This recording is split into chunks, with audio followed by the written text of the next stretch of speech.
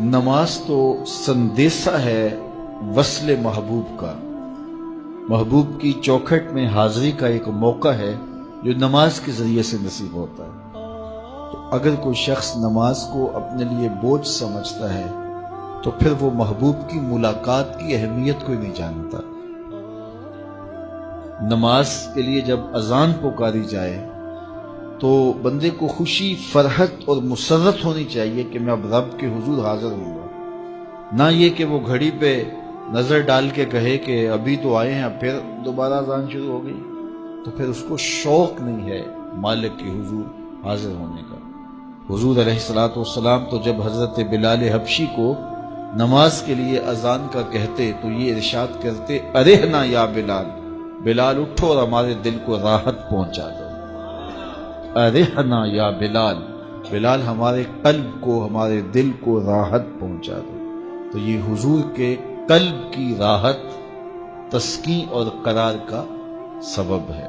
آقا کریم علیہ السلام نے معراج کی شب جہاں بہت سارے لوگوں کو عذابوں میں مبتلا دیکھا تو ایک شخص کو دیکھا، رجل مغیب فی نور العرش، کہ وہ عرش کے نور میں غائب تھا، اس کے اطراف میں نور ہی نور تھا اور وہ نور میں ڈوبا ہوا تھا۔ تو پوچھا کہ یہ کون خوش نصیب شخص ہے، کوئی فرشتہ ہے؟ تو جواب آیا فرشتہ نہیں ہے۔ یہ کوئی پیغمبر ہے؟ پیغمبر بھی نہیں ہے۔ تو یہ کون شخص ہے کہ جو انوار الہیہ کے حصار میں ہے اور ہر طرف نور ہی نور پھیلا ہے؟ تو جواب ملا کہ آپ کی امت کا یہ وہ فرد ہے جس میں 3 خوبیاں تھیں۔ پہلی خوبی تو یہ کہ اس کی زبان اللہ کے ذکر سے تر رہتی تھی، اور دوسری خوبی اس میں یہ تھی وَقَلْبُهُ مُعَلَّقٌ بِالْمَسَاجِدِ، اور اس کا دل مسجدوں کے ساتھ لٹکا ہوا تھا، مسجدوں کے ساتھ دل بستگی تھی اسے۔ فرمایا کچھ لوگ ہوتے ہیں کہ وہ مسجدوں کی میخیں ہوتی ہیں، جس طرح وہ کیل لکڑی میں ٹھک جاتا ہے تو یہ بھی مسجدوں میں ٹھکے رہتے ہیں، جب بھی ڈھونڈو گے مسجد سے ملیں گے۔ فرمایا کبھی یہ لوگ بیمار پڑ جائیں اور مسجد میں حاضر نہ ہو سکیں تو اللہ کے کچھ فرشتے ہیں جو ان کی عیادت کرنے کے لیے ان کے گھروں میں جاتے ہیں۔ تو مسجدوں کی حاضری، مسجدوں کی تعمیر میں دلچسپی، مسجدوں کی آباد کاری کے لیے کوشش، مسجدوں کی صفائی ستھرائی کا اہتمام و التزام، مسجد کی تعمیرات کے مراحل میں دن رات ان سے وابستہ رہنا، یہ خوش نصیب لوگوں کا مقصود ہے۔ فرمایا کہ اللہ کے گھر وہی تعمیر کرتے ہیں جو اللہ اور پچھلے دن پر ایمان لاتے ہیں۔ تو مسجدوں کی تعمیر یقیناً اللہ جل شانہ کی خاص رضا نصیب کرتی ہے۔ ایک روایت میں آتا ہے جس نے تتر کے گھونسلے کے برابر مسجد کی تعمیر کی، فرمایا اللہ جنت میں اس کا محل بنا رہا ہے، اللہ اس کا محل تعمیر کرے گا، اس کو محل عطا کرے گا۔ تو یہ تعمیر مسجد یہ خوش نصیب لوگوں کا مقصود ہے۔ تو مسجدوں کی آبادی اور مسجدوں میں وابستہ رہنا اور دل بستہ ہونا مساجد کے ساتھ، یہ خوش نصیب لوگوں کا مقصود ہے۔ تو بدبخت لوگوں کو یہ سعادت نصیب نہیں ہوتی۔ اچھا، تیسری بات فرمایا کہ جو اس شخص کی خوبی ہے یہ آج تک اپنے والد گرامی اور اپنی والدہ ماجدہ کو گالی کا سبب نہیں بنا، یعنی کبھی اس نے کوئی ایسا فعل نہیں کیا کہ لوگوں نے کہا کہ یہ کس ماں باپ کا بیٹا ہے اور لوگوں نے اس کے ماں باپ کو برا کہا ہو اس کی وجہ سے۔ تو یہ 3 خوبیاں اس شخص کے اندر پائی جاتی ہیں اور آج یہ اللہ کے عرش کے نور کے سائے میں اپنے آپ کو کھڑا ہوا پا رہا ہے۔ تو جن کے سر نماز سے بوجھل رہیں، مسجد کی حاضری جن کے لیے شوق ہو اور مسجد میں آتے ہی نکلنے کے لیے کوئی راستے ڈھونڈ رہے ہوں تو انہیں اپنے اندر اترنا چاہیے۔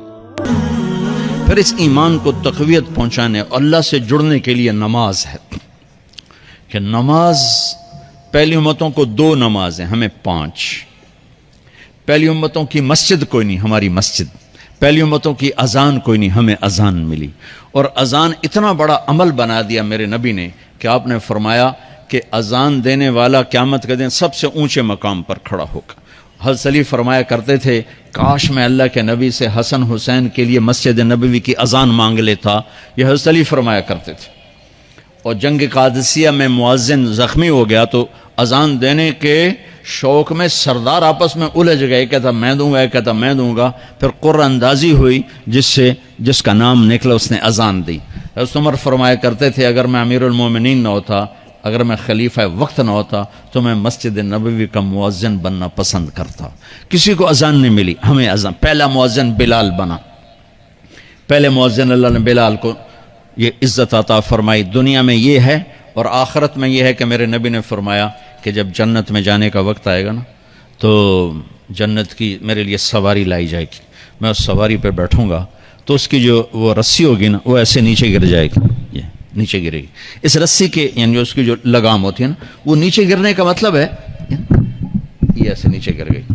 اب نیچے گرنے کا مطلب ہے کہ اس کی ڈرائیونگ میرے نبی نے نہیں کرنی، کوئی آنے والا ہے، کوئی ڈرائیور آنے والا ہے جو رسی پکڑ کے چلے گا، کوئی کوچبان آنے والا ہے جو اس کو پکڑ کے چلے گا۔ رسی کا گرنا ایک انڈیکیشن ہے کہ کوئی نصیب والا اب آئے گا۔ جب آپ کی سواری کھڑی ہوگی، رسی نیچے ہے تو اب سب کی گردنیں ایسے ہوں گی، کون، سب قیاس کر رہے کون۔ اللہ کی طرف سے اعلان ہوگا بلال کو بلایا جائے، بلال تو بلال آپ کی سواری کی لگام پکڑیں گے اور آپ نے فرمایا کہ سب سے پہلے میں جنت میں جاؤں گا اور بلال میرے ساتھ ہوگا، میری سواری کی لگام پکڑے ہو جائے گا۔ تو ہمیں اذان ملی، کسی امت کو اذان نہیں ملی۔ ہمیں 5 نمازیں ملی، کسی امت کو نمازیں نہیں، 2 نمازیں، ایک فجر کی 2 رکعت، عصر کی 2 رکعت۔ باجماعت نہیں، ان کو اپنی کتاب یاد نہیں، ہمیں قرآن یاد ہے۔ میرے مدرسے میں ایک بچہ اب ماشاءاللہ امریکہ میں وہ پڑھا رہا ہے، اس نے 30 دن میں قرآن یاد کیا، صبح یاد کرتا تھا، شام کو تراویح میں سناتا تھا۔ میرے مدرسے کا بچہ ہے، صبح بیٹھ کے مغرب تک پورا سپارہ یاد کر کے اور عشاء کو تراویح میں سنا دیتا تھا۔ اللہ نے میں ایسا قرآن دے دیا کہ 1 مہینے میں بھی یاد ہو جاتا ہے۔ 3 دن میں بھی ایک بزرگ نے یاد کیا، 3 دن میں قرآن یاد کیا۔ اللہ نے ہمیں قرآن کی دولت عطا فرمائی، پڑھنے کے لیے 5 نمازیں عطا فرمائی، تہجد کی نماز عطا فرمائی، اوابین کی نماز دی، اشراق کی نماز دی، چاشت کی نماز دی، نماز کے کتنے دروازے کھول دیے۔ اور میرے نبی کی آخری نصیحت تھی میری امت نماز نہ چھوڑنا، نماز نہ چھوڑنا، نماز نہ چھوڑنا۔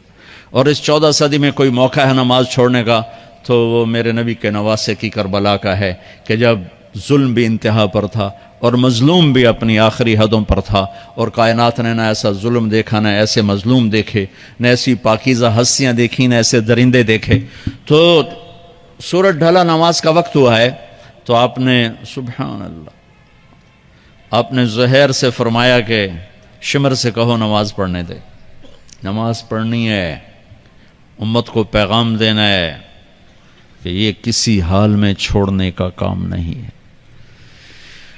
تو انہوں نے آگے بڑھ کے شمر سے کہا نماز پڑھنے دو، انہوں نے کہا نہیں نماز نہیں پڑھنے دیں گے، ہماری تلوار چلے گی۔ انہوں نے واپس آ کر کہا جی وہ کہہ رہے ہیں ہم جنگ نہیں روکیں گے، تلوار چلے گی۔ تو پھر یہ نہیں فرمایا اچھا چلو ٹھیک سر دے ہو، فرمایا اچھا آدھے نماز پڑھو آدھے جنگ کرو۔ آدھوں نے نماز پڑھی، آدھوں نے جنگ کی، پھر انہوں نے جنگ کی اور پہلوں نے نماز پڑھی، اور عصر سے پہلے سب کے سر کٹ کے نیزوں پہ چڑھ گئے۔ یہ وہ ہستیاں ہیں